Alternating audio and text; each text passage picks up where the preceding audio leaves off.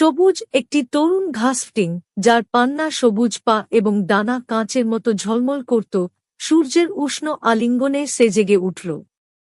তার সুর নড়াচড়া করল, চারপাশে শিশির ভেজা ঘাসের ডগা অনুভব করে। গানের জন্য একটি নিখুঁত দিন, সে কিচিরমিচির করে বলল, তার পাগুলো একসাথে ঘষে। সে পতার ডগা থেকে ডগায় লাফিয়ে বেড়াতে লাগল, প্রতিটি লাফ ছিল এক আনন্দময় উচ্ছল। সে একটি মজবুত ড্যান্ডেলিয়ন খুঁজে পেল, যার হলুদ মাথা ছিল একটি নিখুঁত মঞ্চ। গভীর শ্বাস নিয়ে সবুজ তার সকালের গান শুরু করল, একটি ছন্দময় আহ কি আনন্দ আকাশে বাতাসে, যা পুরো তৃণভূমিতে প্রতিধ্বনিত হল। একটি লেডিব্যাগ থামল, একটি বিটল তার পা ঠুকল, এমনকি একটি ব্যস্ত পিঁপড়াও যেন দুলছিল। সূর্য যত উপরে উঠল, সবুজ তত ক্ষুধার্ত হল।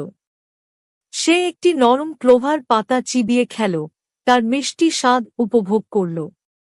পরে একটি মৃদু বাতাস লম্বা ঘাসগুলোকে দুলিয়ে দিল, এবং সবুজ তার কনসার্ট ও ভোজের পর ক্লান্ত হয়ে আরাম করে বসল।